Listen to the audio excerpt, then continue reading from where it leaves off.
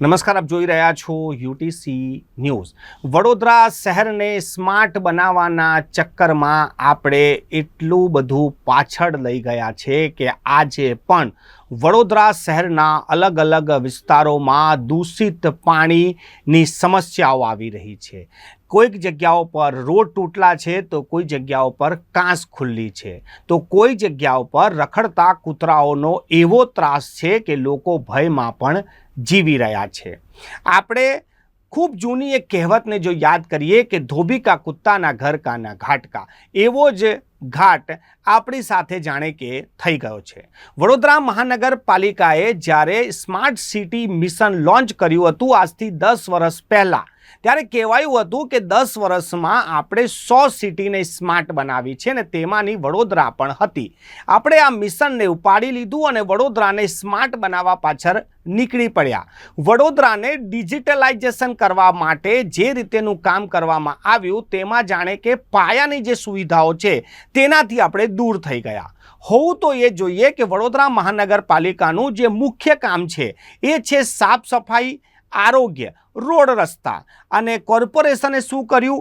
Digitalisation. જ્યાં જુઓ ત્યાં વડોદરા મહાનગરપાલિકાએ જે રીતે ડિજિટલાઇઝેશન અને સૌંદર્ય પાછળ જે રીતે સમય અને નાણાંનો વ્યય કર્યો છે તેનાથી હવે પરિસ્થિતિ એ થઈ ગઈ છે કે સ્માર્ટ સિટી મિશનનું જે ટાર્ગેટ હતું કે 10 વર્ષમાં સ્માર્ટ સિટી બનશે, હવે એ 10 વર્ષ પૂરા થઈ ગયા છે।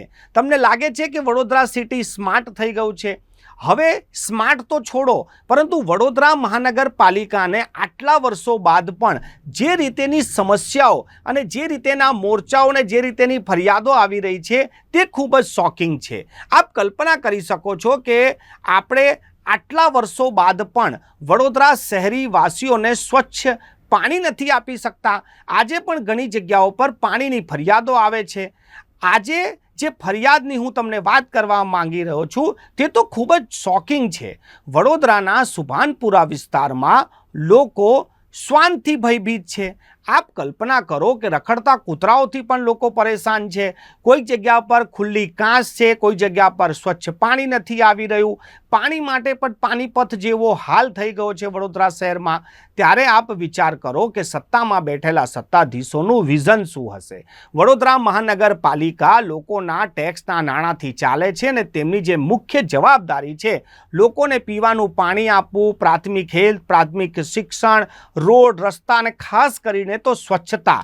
પરંતુ વડોદરા મહાનગરપાલિકા જે સ્માર્ટ સિટીની પાછળ પડી ગઈ હતી તેને હવે સ્માર્ટ પણ ના બનાવી શકી અને જેવી હતી તેવી પણ ના રાખી શકી, તેવી પણ હવે લોકો ફરિયાદ કરી રહ્યા છે। તમને જો આ 10 વર્ષમાં જે રીતે કહેવામાં આવ્યું હતું કે 10 વર્ષમાં આપણે 100 સ્માર્ટ સિટી બનાવવાની છે, એમાંથી વડોદરા પણ હતી। તમને જો લાગતું હોય કે વડોદરા સ્માર્ટ સિટી બની ગઈ છે, તમારો કોઈ એવો અનુભવ હોય તો તમે નીચે કોમેન્ટ બોક્સમાં કોમેન્ટ કરી શકો છો।